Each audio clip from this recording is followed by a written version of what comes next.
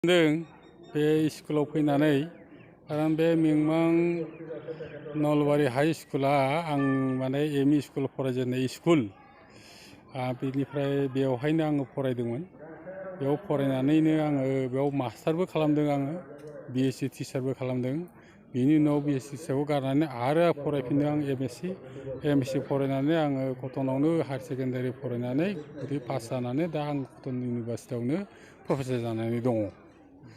दा खोथाया जाहैबाय बे स्कुला मानि थाखाय माने मुंदांखा, मानोना बेयाव जोंनि बेयाव बर' हारिफ्रा फ्राय 1950नि उनाव जेराव भुमिकम्प जादोंमोन, बांग्रि मावदोंमोन, बिनि उनाव 1952निफ्राय 53निफ्राय बेयाव फैजेननाय जादों मानसिफ्रा।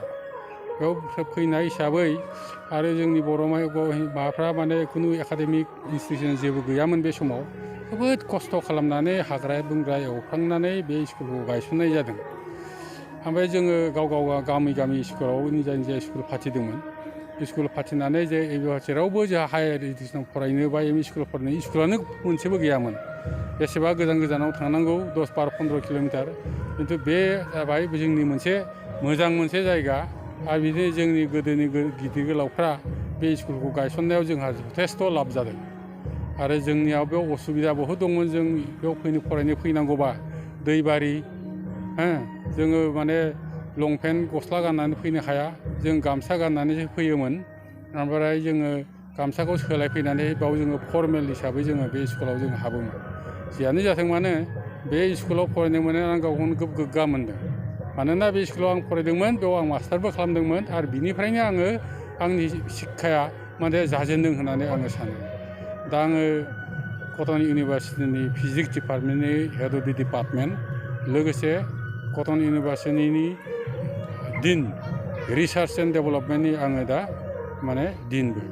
दा आङो बेयाव शिक्षागत लानानै बेयावनो टिचार हिसाबै जानानै आं गावखौनो गोजोन मोनदों। जायखिया नोंथांमोना सोंदों बेयाव फैनानै बोरै मोनदों, बेयाव आंबो जोबोद गोजोननाय मोनदों।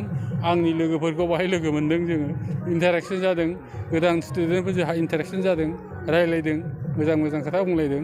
बेयाव मोननानै आरो मा असुबिदा मोनो, जोङो बिराद जों सुखु मोनदों, बिराद जोङो गोजोननाय मोनदों। आरो सारा बे स्कुलावनो हाई स्कुलखौ बे स्कुलावनो फरायनानै जे दिनै गुवाहाटि कटन कलेजनि सासे लेक्सारार जाहैनो हादों, बेयाव सारा बे स्कुलनि फरायसाफोरखौ मा मेसेज होनो सानो? आं बेयाव आसलते हाई स्कुलखौ बेयाव फरायाखै। आं बेवहाय आङो एम इ स्कुलखौ फरायदों। हाई स्कुलखौ आं लखिमपुर एकाडेमियाव फरायहैदोंमोन। बेयाव बहुद मोनसे जारिमिन दं, बेखौ आं बुंनो थाङा। जियानो हक, बेवहाय आङो फरायनायनि गिबिया जे न' खाथियावनो आसलते शिक्षाखौ सोलोङोबा आं साबसिन शिक्षा जायो होननानै सानो। थारमाने न'आव थानानैनो न'निफ्रायनो जुदि आप डाउन खालामनो हायोबा बेनि बयनिख्रुइ साबसिन। ओमफ्राय मोनसे खोथाखौ बुङो आङो, बेयाव माखासे मानसिफ्रा बुङो जे बर' मिडियाम फरायनानै मा लाब जानो, हारसा मिडियाम फरायनांगौ माबानांगौबो बुङो। बेबो नङा। दा आं मोनसे उदाहरन होनि नोंथांमोननि सिगाङाव। जों दा बर' मिडियाम फरायनानै जों इन्जिनियार डक्टर जानो एभेलेबल जाबाय जोंहा। फरेनाव जोङो गिदिर कम्पानि, गिदिर माने इउनिभारसिटियावबो जों प्रफेसार मानसि दंफैयो। दा आंनि कटन इउनिभारसिटियावनो सासे जोंनि सासे टिचार दाख्लै एपइन्टमेन्ट होदों जोङो, बे सासे बर' हिन्जावसा, मृदुला बर' होनना बुङो बिनि नामखौ। बियो माने भेरि हाइ रेंकिं इउनिभारसिटियाव माने IIT आव बियो रिसार्च खालामनानै बियो माने मोजां रिसार्च खालामनानै आरो बिनिफ्राय पस्ट डकबो खालामदों। बियो बर' मिडियामनिफ्राय थांनाय। बर' मिडियामाव थांनानै बियो एथ' मोजां खालामदों, बिनि रिसार्च रेंकिंफ्रा एथ' मोजां। ओमफ्राय बि मा मोजां कम्पिटिसन खालामनानै बियो होदों, जों इन्टारभिउ माने गासिबो एक्सट्रा बिनि सायाव बिराद इमप्रेसिभ। दा बे जोंनि टिचार बे मिडियामनि सायाव खुनु आपत्ति गैया। बर' मिडियामानो जा, हारसा मिडियामानो जा, गावनि भाषाजों फरायनाया बे खोब मोजां।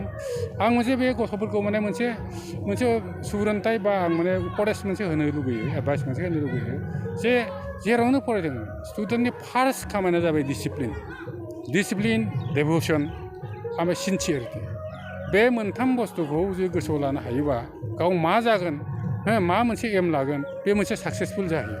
गथिखे दा नोङो जेसेबां सखायानो जाथों, जुदि डिसिप्लिन गैयाबा उनाव लाइफआव खुनु लाब गैया।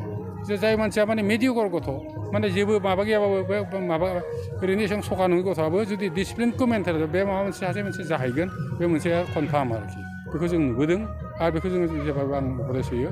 जाय मानसिया माने टिचारजों लोगो लोब्बा जानानै फरायबाय थायो, माबा मोनसे नङाबा माबा मोनसे क्लासाव फोरोंनायाथ' साफिसियेन्ट नङा गतिके बियो माला मोनसे रोङैथ' थाखागोन गतिके बेखौ बियो माने गावनि टिचाराव फैनानै गावनि फेमिलि हिसाबै साननानै बेखौ बियो माने सोंनानै लानो रोंनांगोन आरो टिचाराबो बेखौ गनायनो रोंनांगोन आजिखालि मेन्टरशिप खालामदों हो बे मेन्टरशिप सिस्टेमा जाहैबाय सासे टिचाराव साब्रै साबाखौ एक्सट्रायै नायनांगौ बेबादि सिस्टेमा जाथों बेखौ मोनसे उपदेश होयो आं मथथे गार्जेन आरो स्टुडेन्ट आम ए टिचार बे मोनथामा एक्सट्रा मोनसे नले गले लगा बुस्थु लोगो लोब्बा थानाय बुस्थु बिसोरो गतिके बिसोर हदाय करेसपन्डेन्ट थानांगौ होमबाना प्रत्येक गथ'आनो सोब गथ'आनो मोनसे गोजौआव गावनि लामाखौ लानो हागोन बेखौ मोनसे आं मोनसे आसा खालामो आं बेखौनो बिसोरनो उपदेश होयो सिनसियारिटिखौ जेब्लायबो मेनटेन खालामनांगौ